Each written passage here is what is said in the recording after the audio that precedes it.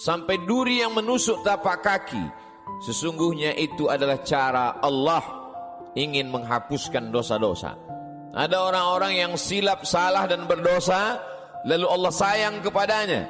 Innallaha idza ahabba qauman ibtalahum. Kalau Allah sayang kepada kaum itu, Allah uji dia dengan penyakit.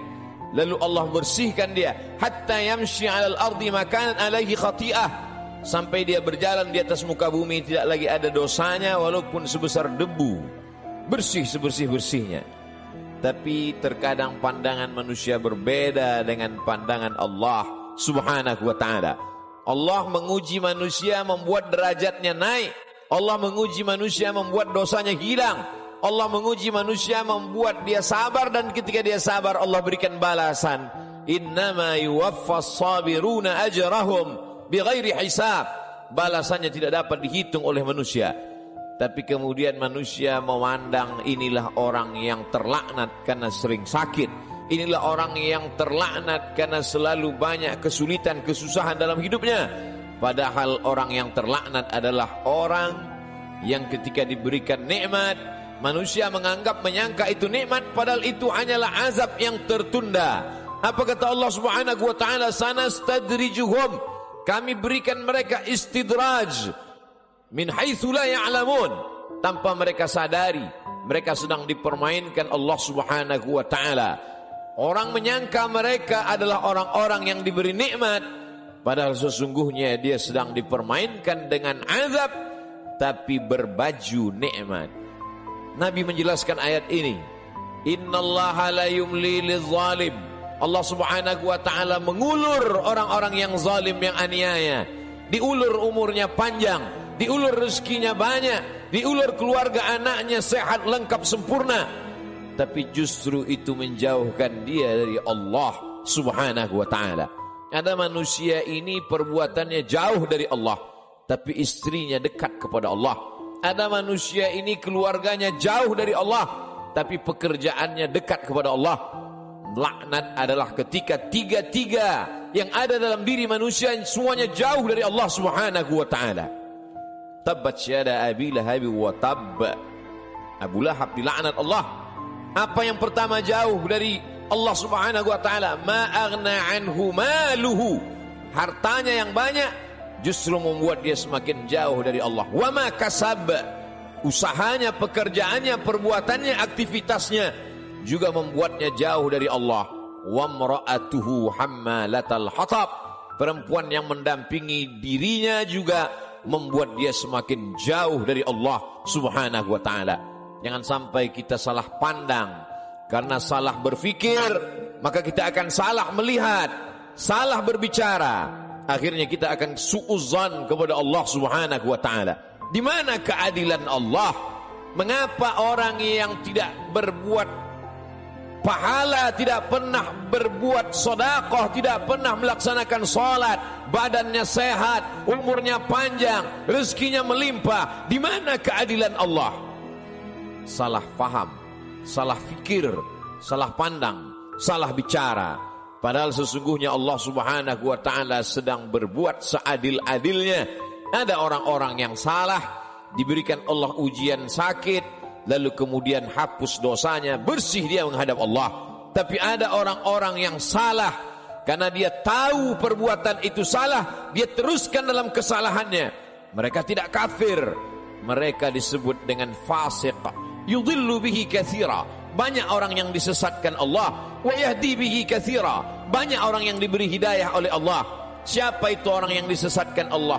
Wa ma yudhillu bihi illa al-fasiqin. Yang disesatkan Allah adalah mereka yang fasik. Siapa itu orang fasik? Orang yang tahu bahwa perbuatan itu salah. Dia lakukan kesalahan itu dengan penuh kesadaran. Dia sadar bahwa dia diperhatikan Allah. Dia tahu bahwa dia lihat Allah. Dia tahu bahwa bersamanya inna alaikum lahafizin. Bersamamu ada malaikat-malaikat yang menjaga. Kiraman, mulia, katibin, mencatat. Ya'lamuna ma taf'alun. Mereka tahu apa yang kamu lakukan. Tapi dengan penuh kesadaran dia langgar aturan-aturan Allah. Mereka adalah orang-orang yang fasik. Mereka diazab Allah Subhanahu wa ta'ala di dunia. Bukan dalam bentuk kemiskinan, bukan dalam bentuk kefakiran, bukan dalam bentuk penyakit. diazab dalam bentuk kenikmatan agar dia semakin jauh dari Allah Subhanahu wa taala. Innallaha la yumli lizalim.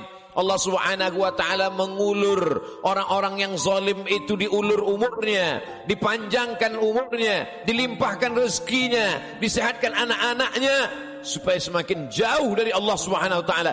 Hatta idza akhadhahu lam yuflithu, sehingga ketika Allah menjatuhkan azabnya ke neraka jahanam nanti, maka tidak ada lagi yang tersisa dari dirinya kecuali hanya layak menerima azab Allah Subhanahu wa taala. Innallaha la yazlimu mithqala dzarrah. Allah tidak pernah berbuat zalim aniaya walaupun sebesar biji sawi, sebesar ujung rambut, sebesar ujung tombak, sebesar mata kail pancing, sebesar butiran debu, sebesar tapak kaki semut yang hitam di atas batu yang hitam di tengah malam yang kelam. Tidak pernah Allah Subhanahu wa taala zalim dan aniaya. Lalu kenapa manusia itu masuk neraka? Karena perbuatannya sendiri, karena tindak tanduk dan tingkah lakunya. Karena Allah sudah memberikan dia ala fil jasadi mudghah. Ketahuilah di dalam jasadmu itu ada segumpal. Idza salahat salahal jasadu kulluh. Kalau yang dalam hati segumpal daging itu baik, maka baiklah seluruh jasadmu dari ujung rambut sampai ke ujung kaki. Wa idza fasadat, tapi kalau segumpal itu rusak, fasadal jasadu kulluh, maka rusaklah seluruhnya dari ujung kaki sampai ke ujung rambut. Ala wahyal qalb, sesungguhnya yang segumpal itu adalah hati. Wa nafsi wa ma sawwaha, demi jiwa manusia dan penciptaannya. Fa alhamaha fujuraha, Allah berikan jalan fujur, jahat, buruk, hitam, bengkok. Wa taqwaha, Allah berikan jalan yang lurus, baik, saleh. Maka kemudian tinggal manusia memilih. Manusia memilih. Qad aflaha man zakkaha, beruntunglah orang yang mensucikan hatinya, lalu dia memilih jalan yang diberikan Allah Subhanahu wa taala. Wa qad khaba man dassaha, rugi sia-sialah orang yang mengotori jiwanya, lalu dia mengotori dirinya, lalu kemudian dia kembali kepada Allah dengan pakaian dosa, lalu kemudian dia heran sendiri melihat dirinya di hadapan Allah. Ya Rabb, ma li hadzal kitab, mengapa buku catatan dosa amal perbuatan saya ini la yughadiru saghiratan, semua yang kecil-kecil, wala kabiratan, semua yang besar-besar, illa ahsaha, semua tercatat tertulis dalam buku yang nyata. Allah Subhanahu wa taala berkata padanya saat itu, Iqra, bacalah. Di dunia kita diperintahkan membaca Al-Quran bersama para kiai, guru, abaib, alim ulama, kita diperintahkan membaca kitab-kitab. Tapi saat itu kita diperintahkan Iqra kitabak, baca buku catatan amalmu. Kafa bi nafsikal yauma 'alaika hasiba, cukuplah itu sebagai alat untuk menghitung segala perbuatanmu. Tapi saat itu apa daya, apa yang dapat dilakukan manusia? Penyesalan tak lagi bermakna. Saat itu dia hanya dapat mengutuk dirinya. Saat itu wasiqal ladzina taqaw rabbahum, orang-orang yang takut kepada Allah, maka dia akan digiring, dibawa ilal jannati zumara, masuk ke dalam surga berjamaah. Sampai di pintu surga, apa kata malaikat menyapa? Salamun, selamat kamu, tibtum, kamu sudah berbuat baik, fadkhuluha khalidin, masuklah kamu ke dalam surga khalidin, kekal selama-lamanya. Mendapatkan salam dari pejabat, mendapatkan salam dari orang kaya, betapa bangga, betapa terhormatnya. Ini bukan salam dari makhluk. Salamun qawlan min Rabbir Rahim, salam dari Allah Subhanahu wa taala. Jibril pernah menitipkan salam kepada Sayyidatuna Aisyah Ummul Mukminin. Betapa senangnya mendapatkan salam dari makhluk yang tak berdosa, malaikat. Tapi ini salam dari Allah Subhanahu wa taala. Salamun, salam, bersih, suci, tak ada noda dan dosa. Min Rabbir Rahim, dari Allah yang tak ada kotoran, Subhanahu, maha suci, wa ta'ala, maha tinggi dari makhluk. Lalu siapa yang mendapatkan salam dari Allah itu? Yang mendapatkan salam dari Allah juga orang-orang yang hatinya salam. La yanfa'u malun, hari itu tak ada guna harta, wala banun, tak ada guna anak, illa man atallaha, kecuali orang-orang yang datang menghadap Allah biqalbin salim, dengan hati yang bersih, dengan hati yang suci. Tubuh manusia penuh dengan kotoran. Tubuhnya dari daging, dari darah, dari tulang, dari kuku dan bulu, hancur busuk menjadi nanah, nanah menjadi santapan cacing tanah, kotor, bau, hina, rendah. Tapi kemudian dia menjadi mulia karena hatinya yang bersih mengingat Allah subhanahu wa ta'ala. Aneh, ajaban, manusia itu memang makhluk yang benar-benar aneh, diciptakan dari sesuatu yang kotor, rendah, hina. Lalu kemudian setelah ditiupkan roh ke dalam jasadnya, faqa'u lahu sajidin, semua makhluk-makhluk malaikat bersujud kepadanya. Lalu kemudian Allah subhanahu wa ta'ala mengujinya. Setelah makhluk bersujud kepadanya, maka iblis menggodanya. Tergoda dia dengan segala yang apa dia lihat di dunia. Semua yang dia pandang menggoda, semua yang dia dengar juga menggoda hati kecilnya. Tapi ada orang-orang yang diberikan Allah subhanahu wa ta'ala istiqamah. Alladzina qalu rabbuna Allah, mereka berkata Rabbku Allah, summa istaqamu, setelah itu dia istiqamah, maka Allah berikan balasan, tatanazzalu alaihimul malaikah, turun kepada mereka malaikat. Apa kata malaikat? Berkata, alla takhafu, jangan kau takut, wala tahzanu, jangan kau sedih. Karena memang penyakit manusia hanya dua saja. Yang pertama takut, yang kedua sedih. Takut terhadap masa depan, sedih terhadap masa lalu, sedih terhadap masa yang sudah lampau. Ada kekhawatiran, ada kecemasan yang berlebih dalam diri manusia untuk melihat masa depan. Cemas yang berlebih itulah yang membuat naik tensi darah. Cemas yang terlalu berlebih dari batas normal itulah yang membuat naik jantung koroner, diabetes dan lain sebagainya. Tapi orang-orang yang istiqamah, dia selalu berada dengan Allah subhanahu wa ta'ala. Masalah hidup ini besar, tapi dia berharap kepada yang maha besar, Allahu Akbar. Masalah hidup ini hebat, tapi dia mendekat kepada yang maha hebat, Allah Jalla Jalaluh, mulia. Tidak ada yang lebih mulia daripada Allah subhanahu wa ta'ala. Semua yang bersama dengan Allah, maka Allah akan membersamainya. Orang-orang yang diuji itu selalu merasa bersama dengan Allah, maka kemudian Allah membalasnya, innallaha ma'as sabirin, Allah bersama mereka. Ayatnya tidak berkata innas sabirina ma'allah, orang-orang sabar bersama Allah, tapi Allah lebih mendahulukan dirinya. Aku bersama mereka, kata Allah subhanahu wa ta'ala. Ana inda husni zanni abdi bi, aku menurut prasangka hambaku kepadaku. Idza dzakarani, kalau dia mengingat aku, menyebut aku, fi nafsihi, dalam dirinya sendiri, dzakartuhu fi nafsi, maka aku pun akan menyebut, mengingatnya sendiri, kata Allah subhanahu wa ta'ala.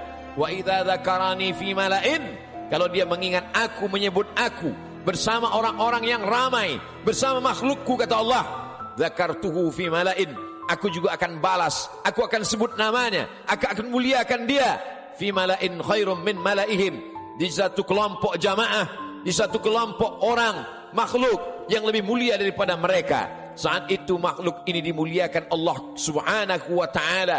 Majtama'a qaumun fi baitin min buyutillah, sekelompok orang berkumpul di rumah Allah, yatsluna kitab Allah, yang dia baca adalah firman ayat-ayat Allah, wa yatadarasunahu fima bainahum, dia kaji isinya dalam kajian tafsir, dalam kajian fikih, dalam kajian hadis, dalam kajian akhlak, dalam kajian usul fiqh. Nazalat alaihimus sakinah, turun ketenangan ke dalam hati mereka. Hati bukan punya kita. Qalbul mu'min baina asabi'ir rahman, hati orang beriman seperti uang logam yang dipermainkan di jari jemari. Begitulah Allah subhanahu wa ta'ala kuasa untuk membuat hati yang sempit menjadi lapang, untuk membuat hati yang susah menjadi senang. Semua berada dalam genggaman kudrat, iradat, kuasa Allah subhanahu wa ta'ala. Haffat bihimul malaikah, mereka dikelilingi oleh para malaikat. Wa dzakarahumullahu fiman indah, dan mereka dibanggakan Allah subhanahu wa ta'ala kepada para malaikat. Ketika Allah menciptakan manusia, apa kata malaikat? Ataj'alu fiha, untuk apa kau ciptakan mereka ya Allah? Ataj'alu fiha man yufsidu fiha wa yasfikud dima', mereka hanya akan berkelahi, berperang, menghancurkan negeri. Lalu apa kata Allah subhanahu wa ta'ala? Menjawab dengan kata-kata kalimat rahasia, inni a'lamu ma la ta'lamun, aku lebih tahu apa yang kamu tidak tahu.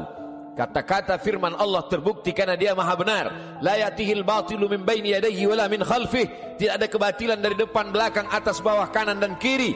Maka Allah tunjukkan ada sekelompok manusia yang ketika kata-kata orang lain kotor, nista, najis, yang keluar dari mulutnya adalah subhanallah, walhamdulillah, wala ilaha illallah, wallahu akbar.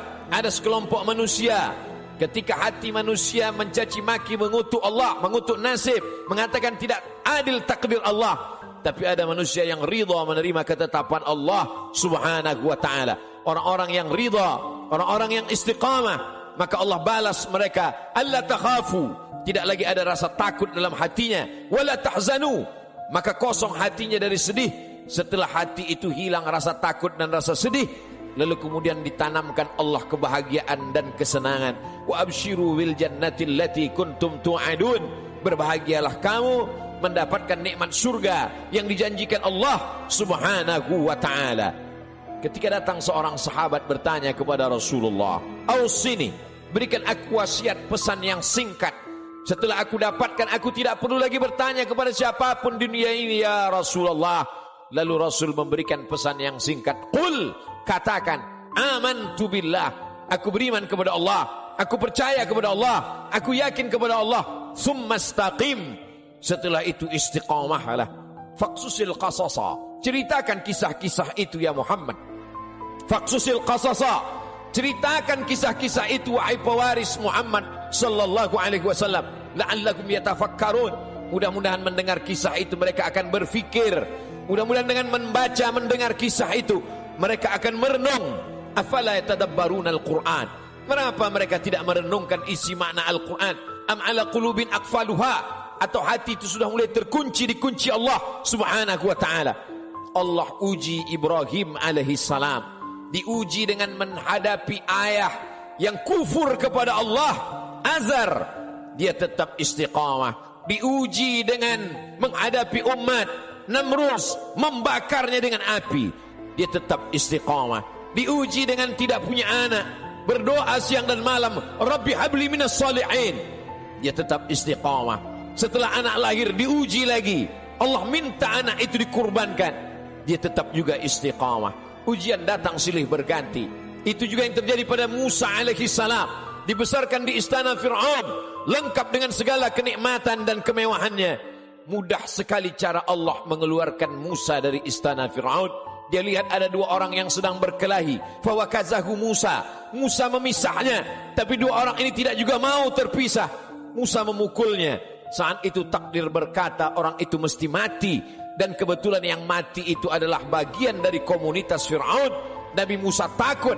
Sebenarnya itu hanya skenario cara Allah agar Musa keluar dari istana Fir'aun. Lalu kemudian saat itu tidak ada tempat dia bergantung. Selama ini dia bergantung kepada Asia, selama ini dia bergantung kepada makhluk, selama ini dia bergantung kepada ciptaan Allah. Allah lepaskan manusia dari segala ikatan agar hati itu hanya bergantung kepada Allah subhanahu wa ta'ala.